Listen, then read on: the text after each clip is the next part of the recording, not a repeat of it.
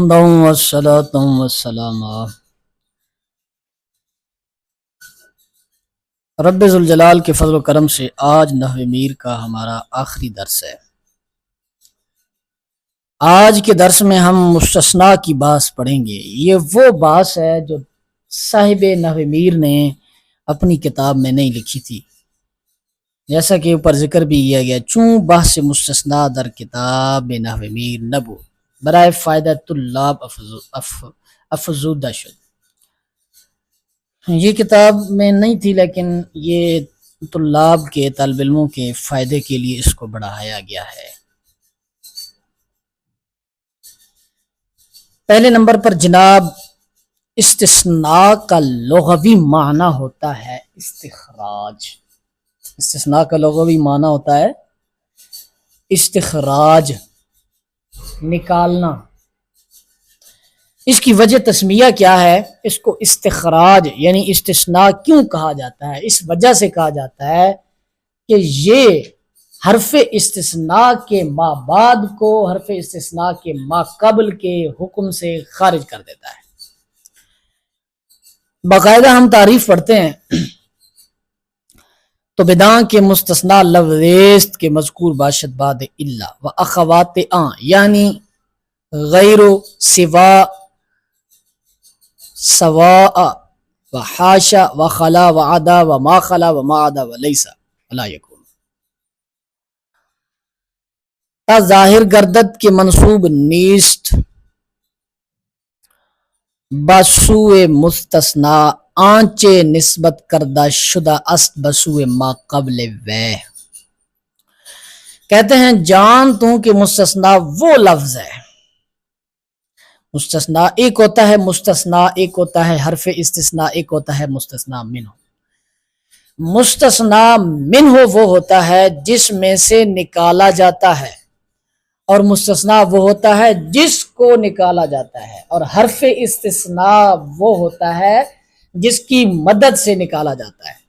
جیسے اللہ، آپ مثال دیکھ لیں تو جاءنی القوم الا زیدن، میرے پاس قوم مگر زید، یعنی زید نہیں آیا، تو آنے کے حکم سے زید کو نکالا گیا ہے۔ قوم اس میں مستثنیٰ منہ ہوگی، الا حرف استثناء، اور زیدن مستثنیٰ۔ اس کے بعد ایک بات آپ کو یہاں بتا دوں کہ یہاں انہوں نے بولا ہے مستثنیٰ لفظ کے مذکور باشد بعد الا۔ لفظ عام ہے، اس سے مراد لیا جا سکتا ہے اسم بھی، فعل بھی اور حرف بھی، لیکن آپ جانتے ہیں کہ مستثنیٰ نہیں جانتے تو سمجھ لیں کہ مستثنیٰ اور مستثنیٰ منہ دونوں یہ صرف مستثنیٰ اور مستثنیٰ منہ ہونا یہ صرف اسم کا خاصہ ہے، توجہ کریں، یہ صرف اسم کا خاصہ ہے، فعل یا حرف مستثنیٰ یا مستثنیٰ منہ نہیں ہو سکتے۔ فعل یا حرف مستثنیٰ یا مستثنیٰ منہ نہیں ہو سکتے۔ ہاں اگر کہیں ہوں گے بھی تو وہ اصل کے اعتبار سے فعل ہوں گے، لیکن وہاں وہ اسم کے طور پر استعمال ہو رہے ہوں گے۔ جیسے کتبت، میں نے، کتبت الافعال، میں نے افعال لکھے، الا ضربا، میں نے افعال لکھے مگر ضربا، ضربا کو نہیں لکھا۔ اب یہاں یہ بات کو سمجھیں کہ ضربا ہے تو فعل، لیکن یہاں یہ فعل والا کام نہیں کر رہا۔ کتبت حروفاً الا جارتن، میں نے حروف لکھے مگر جارہ نہیں لکھے، تو یہاں نہیں بلکہ یہاں آپ یوں مثال لیں، کتبت حروفاً الا فی، میں نے حروف لکھے مگر فی کو میں نے نہیں لکھا، تو یہاں فی ہے تو حرف، لیکن کیا یہ یہاں فی والا حرف جارہ والا کام نہیں کر رہا، یہاں یہ اسم کے محل میں آیا ہے اور وہاں دارابا بھی اسم کے محل میں آیا ہے، تو اس بات کو آپ کو اس بات کی سمجھ آ گئی ہوگی کہ مستثنا اور مستثنا منہ جو ہوتے ہیں یہ اسم کا خاصہ ہے، فعل اور حرف کا خاصہ نہیں ہے۔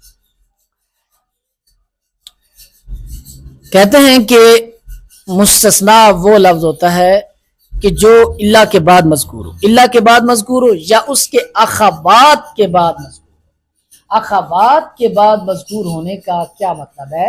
یعنی ایسے دیگر کلمات جو استثناء کے معنی میں استعمال ہوتے ہیں یا اللہ کے معنی میں استعمال ہوتے ہیں ان کو اخوات اللہ کہا گیا ہے، جیسے غیر و سوا، سواء، حاشا، خلا، عدا، ما خلا، ما عدا، لیسا، لا یکون، تاکہ ظاہر ہو جائے، ادھر دیجیے،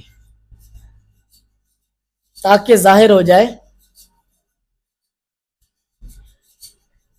تاکہ ظاہر ہو جائے کہ منصوب نیست بسوء مستثنا، تاکہ ظاہر ہو جائے کہ مستثنا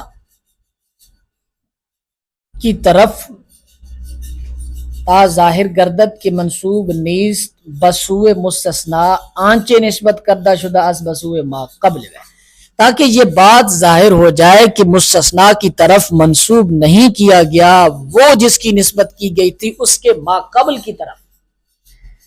کیا مطلب؟ کہ جو نسبت، جس چیز کی نسبت اس کے ما قبل کی طرف کی گئی تھی، اللہ یا حرف استثناء کے ما قبل کی طرف کی گئی تھی، وہ نسبت مستثناء یعنی حرف استثناء کے ما بعد کی طرف نہیں کی گئی۔ تو یہ معنی ہوتا ہے جناب مستثناء کا۔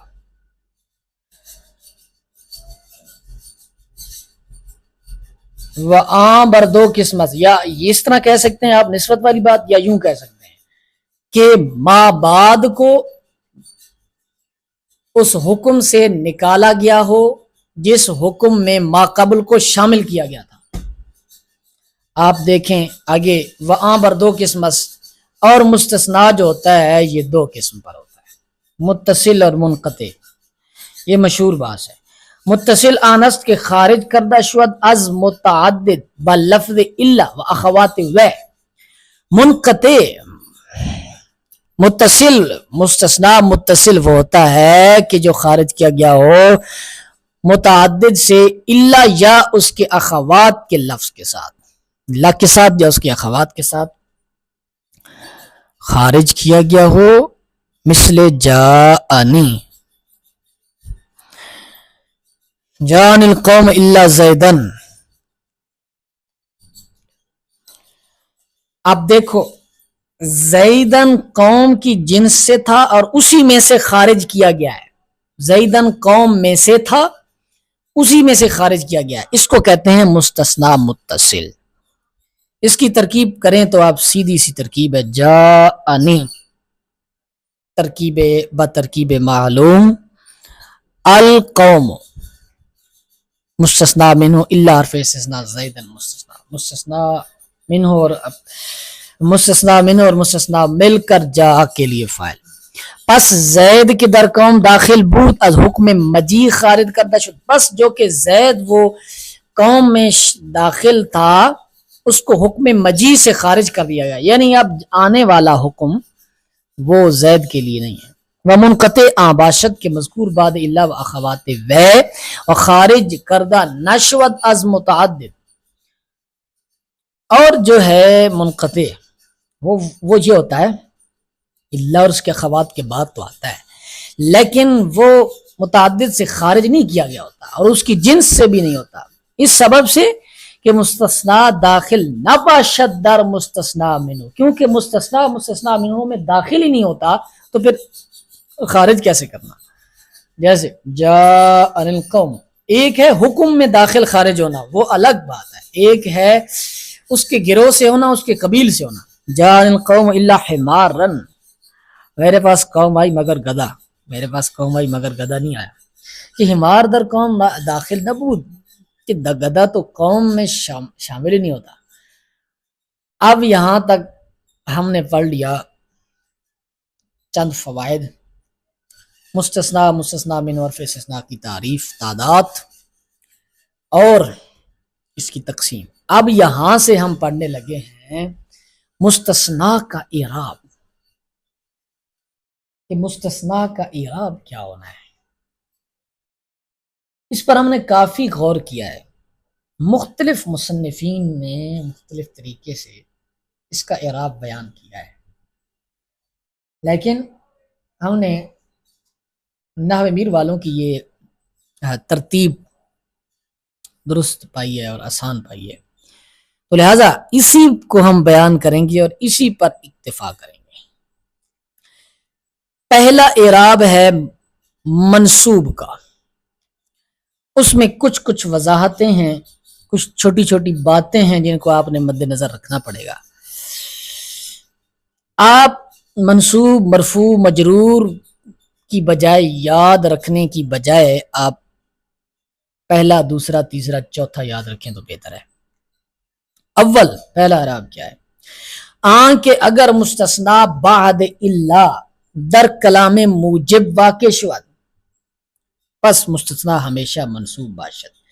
یہ پہلے اعراب میں پہلی صورت بتا دی ہم نے. پہلے اعراب میں پہلی صورت کہ مستثنا الا کے بعد واقع ہو اور کلام بھی موجب ہو.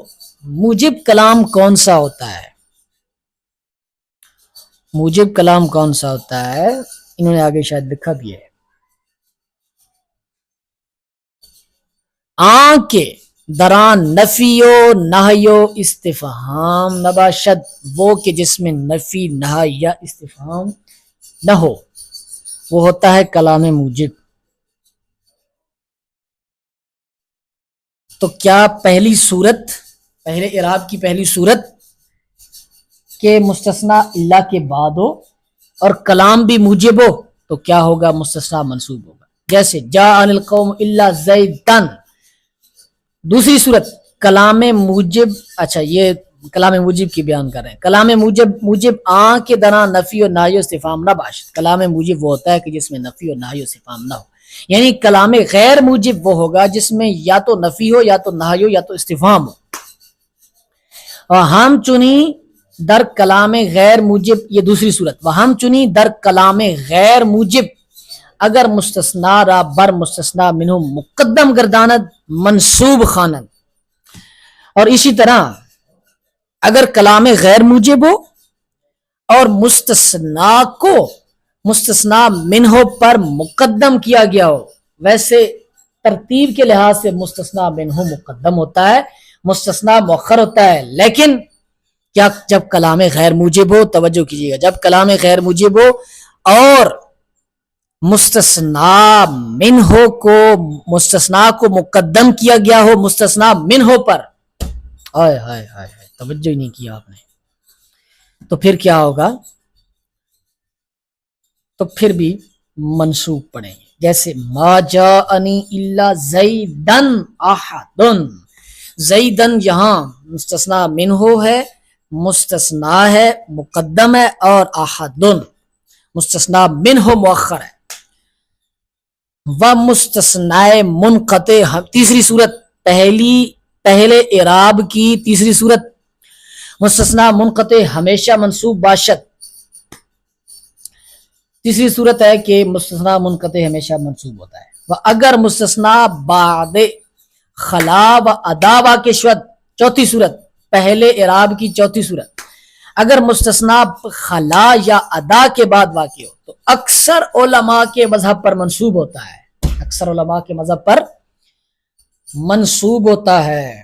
پانچویں صورت پہلے اعراب کی پانچویں صورت ما خلا ما ادا و لیسا و لا یکون، ان کے بعد ہمیشہ منصوب ہوتا ہے. جیسے جان القوم خلا زیدن و ادا زیدن و لا یکون زیدن و لیسا زیدن. سمجھ آگی بات کی؟ پانچویں صورت ما خلا ما ادا لیسا لا یکون، ان کے بعد ہمیشہ منصوب ہوتا ہے. تو اعراب میں پہلے اعراب جو ہے، پہلے اعراب کی ہم نے 5 صورتیں آپ کے سامنے بیان کی ہیں،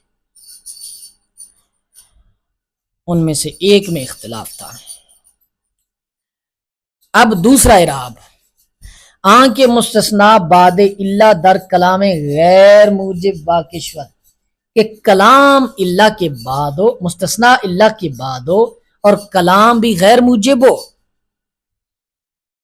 وہ مستثنا منہ ہم مذکور باشد، اور مستثنا منہ بھی مذکور ہو، محذوف یا مفرغ نہ ہو، پس دوران دو وجہ رواست، تو یہاں پر دو صورتیں جائز ہیں۔ یک آن کے منصوب باشد بر سبیل استثناء، ان میں سے ایک یہ ہے کہ استثناء کی وجہ سے آپ اس کو منصوب پڑھیں گے، و دیگر آن کے بدل باشد از ما قبل خیش، اور دوسری یہ ہے کہ آپ اس کو بدل بنائیں اپنے ما قبل سے۔ جب آپ جانتے ہیں جب آپ اپنے ما قبل سے اس کو بدل بنائیں گے، توجہ کیجئے گا، جب بدل بنائیں گے تو اس صورت میں آپ کو پتہ ہے کہ بدل توابع کی اقسام میں سے ہے اور بدل مبدل منہ کے تابع ہوتا ہے، اس لیے انہوں نے جب مثالیں دی ہیں تو کہا ہے ما جاءنی احد الا زیدن، اس صورت میں انہوں نے استثناء والی ترکیب کی ہے، اور دوسری صورت ما جاءنی الا، توجہ کریں کتاب پر، ما جاءنی الا زیدن، آخری ما جاءنی الا زیدن، اس مقام پر انہوں نے بدل بنایا ہے، بدل کیونکہ احدن مرفوع ہے، زیدن کو احدن کے تابع کیا ہے، تو تابع ہونے کی وجہ سے زیدن پر ہم نے رفع پڑھا۔ یہ ہو گئے ہمارے پاس دو اعراب۔ تیسرا اعراب، آن کے مستثنا مفرغ باشد۔ مستثنا مفرغ کیا ہوتا ہے؟ مستثنا مفرغ ہوتا ہے جناب کہ جس کا مستثنا منہ مذکور نہ ہو، مستثنا منہ مذکور نہ ہو،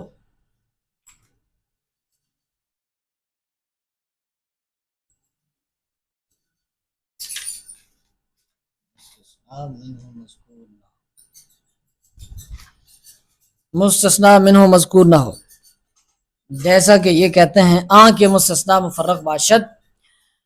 تیسرا اعراب کیا ہے؟ یہ کہ مستثنا مفرغ ہو، یعنی مستثنا منہ مذکور نہ باشد، و در کلام غیر موجب واقشوت۔ اچھا، پہلے اعراب میں ہم نے 5 صورتیں بیان کی ہیں اور دوسرے اعراب میں ہم نے صورت تو ایک بیان کی ہے، لیکن اس کے اعراب 2 بیان کیے ہیں، اس کے 2 اعراب بیان کیے ہیں، ایک استثناء والا اور ایک بدل والا۔ تیسرا اعراب مستثنا مفرغ ہو، یعنی مستثنا منہ مذکور نہ ہو، کلام غیر موجب ہو، پس اعراب مستثنا با الا درین صورت بحسب عوامل مختلف باشد۔ تو اس صورت میں اللہ کے ساتھ جو استثناء ہوگا، اللہ کے ساتھ جو استثناء ہوگا اس کا اعراب عوامل کے مطابق ہوگا، یعنی جو عامل ہوگا وہی اس کے مطابق اعراب ہے۔ جیسے ما جاءنی الا زیدن، اب یہاں مقام فاعلیت تھا تو یہاں پر زیدن پڑا، ما رأیت الا زیدن جہاں مقام مفعولیت تھا تو یہاں زیدن پڑا، ما مررت الا بزیدن یہاں مقام مجرور تھا تو یہاں چر پڑا۔ سمجھ آ رہی بات کیا آپ کو؟ تیسرے اعراب میں ہم نے ایک صورت بیان کی ہے، آگے ہے جناب چوتھا اعراب اور آخری اعراب، آن کے مستثنا بعد لفظ غیر و سوا واقشوت، یہ کہ مستثنا لفظ غیر و سوا یا سوا کے بعد واقع ہو، پس مستثنا را مجرور خان، اس صورت میں مستثنا کو مجرور پڑھیں گے۔ وبعد حاشا، دیکھیں غیر و سوا اور سوا کے متعلق اتفاق ہے کہ ان کو مجرور پڑھیں گے، لیکن حاشا بر مذہب اکثر نید مجرور باشد و بعض نصب ہم جائز داشتہ، لیکن حاشا کے متعلق اکثر کے مذہب پر مجرور ہوگا اور بعض کے نزدیک اس کو منصوب رکھا جائے گا، بعض کے نزدیک اس کو منصوب رکھا جائے گا۔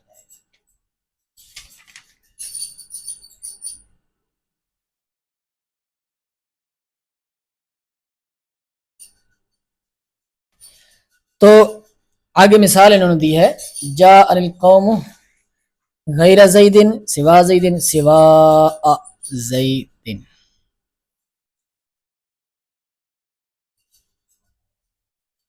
اس کے بعد ہاشا زیدن، ہاشا زیدن بھی درست ہے، ہاشا زیدن بھی درست ہے، کیونکہ اس پر اختلاف ہے.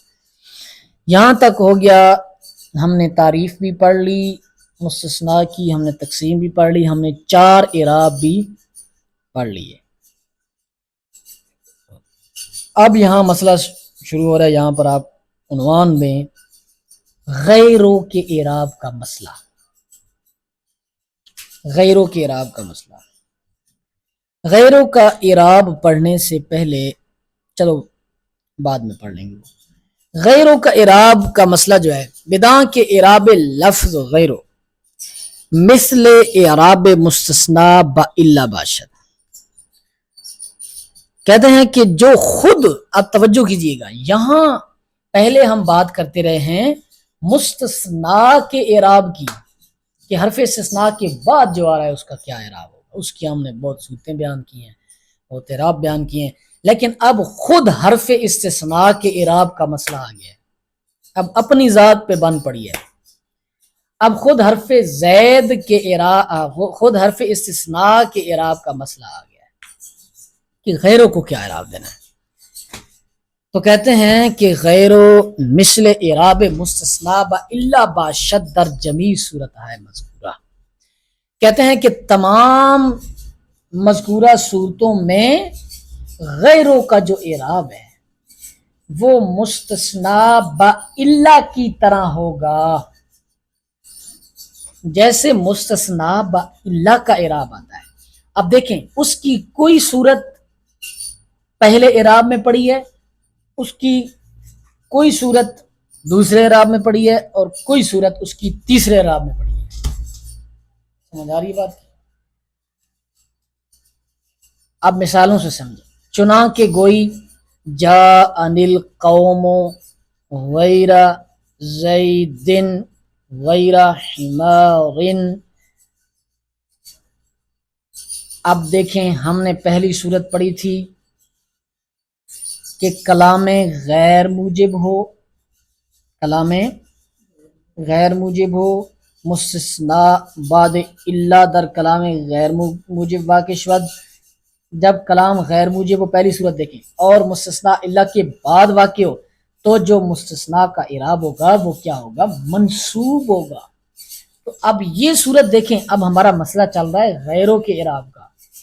تو ہم نے اعراب تو غیروں کو دینا ہے، لیکن صورت ہم نے الا والی بنانی ہے. الا والی، الا کی وہ صورت دیکھیں تو وہاں کلام غیر موجب تھا، موجب کے اندر منصوب بتایا تھا ہم نے. تو یہاں پر بھی غیرا، جاء القوم غیر زیدن، اس وجہ سے غیرا پڑھا ہے اس کو، الا کی اعراب کے تابع ہونے کی وجہ سے.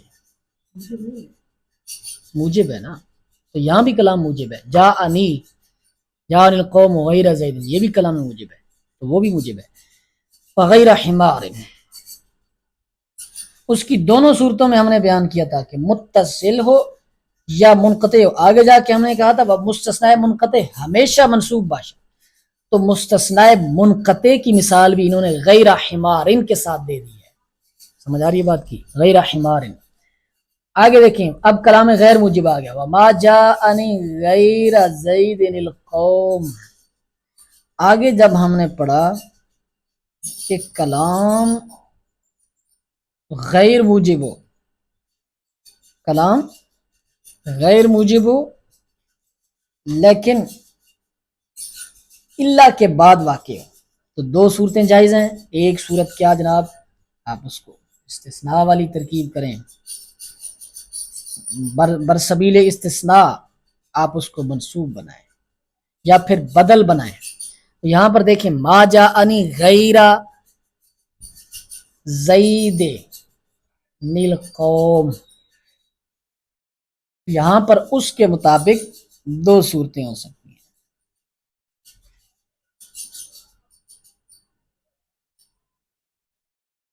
نہیں بلکہ یہ اوپر والی صورت ہے، وہ صورت جو پہلے اعراب میں بیان کی ہے کہ مستثنا مقدم ہو جائے مستثنا منہ سے، تو یہاں آپ دیکھیں زید مستثنا ہے، قوم مستثنا منہ ہے، تو زید مقدم ہو گیا ہے۔ تو اس صورت میں بھی ہم نے کہا تھا کہ جب کلام غیر موجب ہو،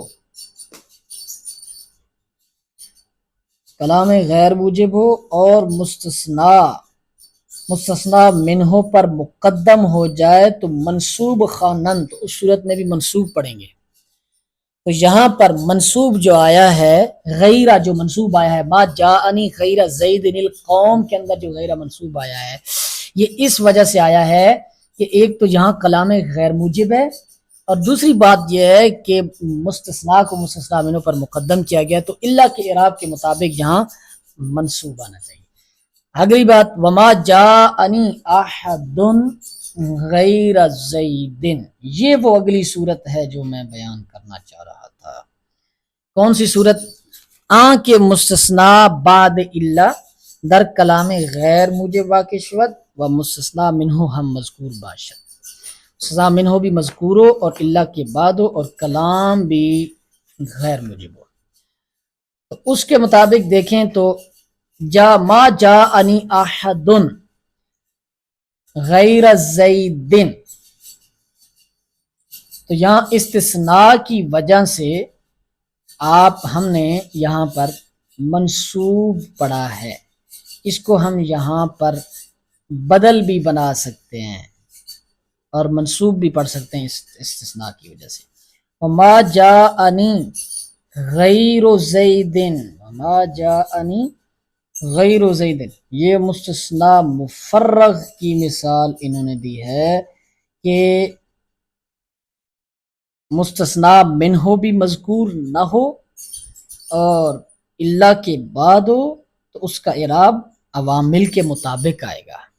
تو جاءنی غیر زید، یہاں مقام فاعلیت ہے کہ غیر بالآخر جو ہے فاعل بننا ہے، تو فاعل آپ کو پتہ ہے مرفوع ہوتا ہے۔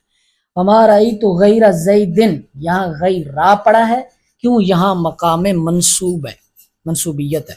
وما رأیت وما مررت بغیر زید، یہاں مجرور پڑا ہے، کیوں کہ یہاں مقام جر ہے۔ یہ بات آپ کو سمجھ آ گئی؟